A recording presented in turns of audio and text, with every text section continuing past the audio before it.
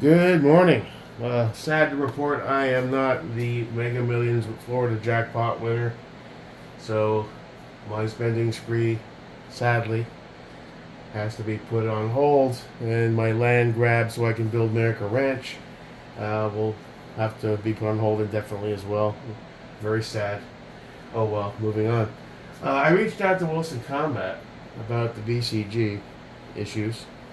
I submitted a support ticket, explained that we ran it with the land tax and there were no issues, and so basically they just sent me an RMA that said send it back. We'll take a look at it. Now my guess is they're gonna hit it with some gauges and say everything's up to spec on our end, and a month later send it back. That's my guess. I could be wrong.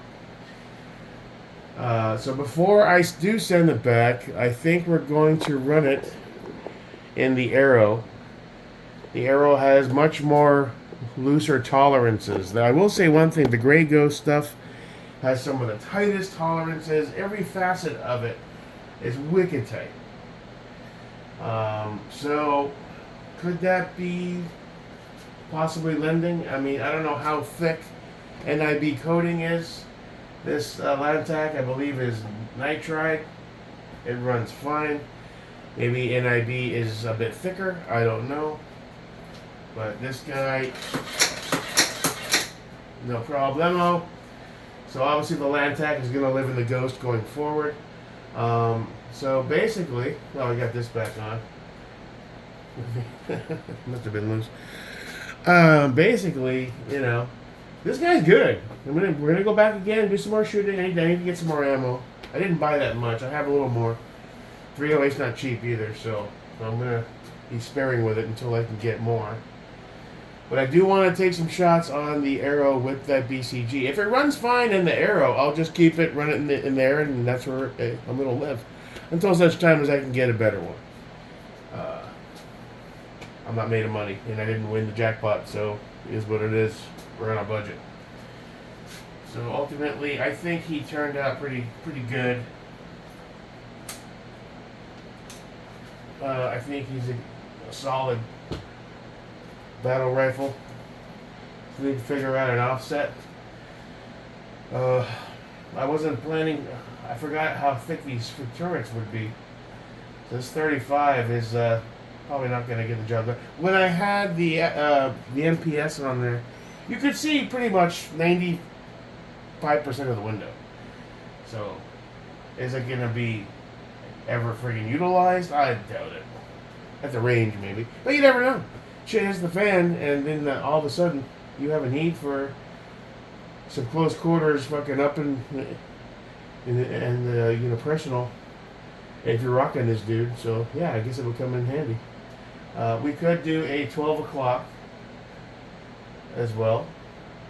This is the 1.7, so it's still a bit high, the 12, but it's doable. But I'd have to buy the top piece. I'd have to buy a separate plate because it's not the same plate for the.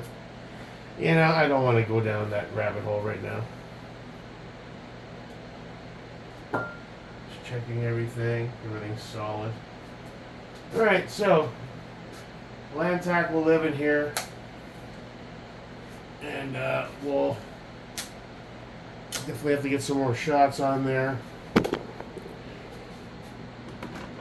Oh, sorry, buddy. Did you fall down? I'll pick you up in a minute. It's old. I bought those and I brought them to Maine when I had Bubba the Rottweiler. I left one in Maine. My cousin has it in his garage. Kind of like leaving a piece of Bubba there. And then I had Bear. So now everything's Bear too.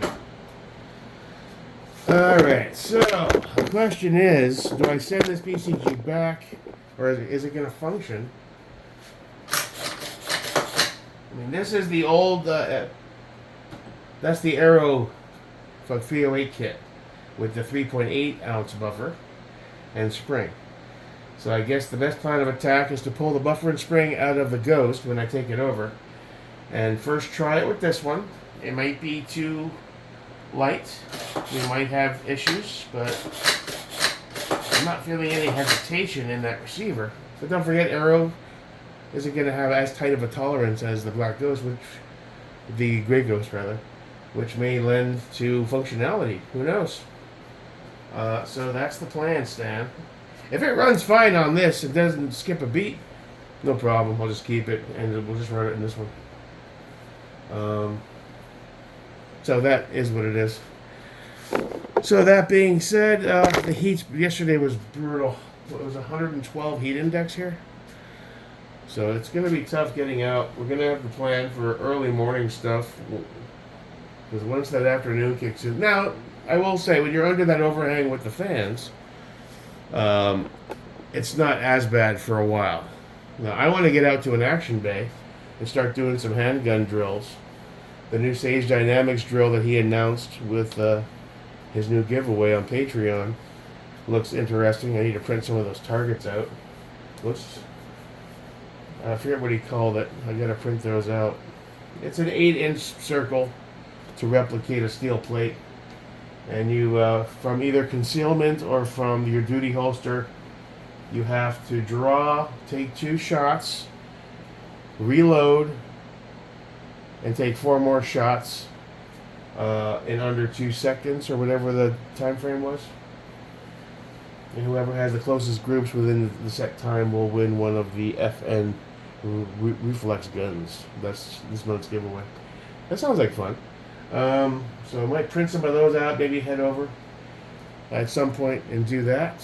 I do have a new bipod on the way because I'm going to leave those where they are.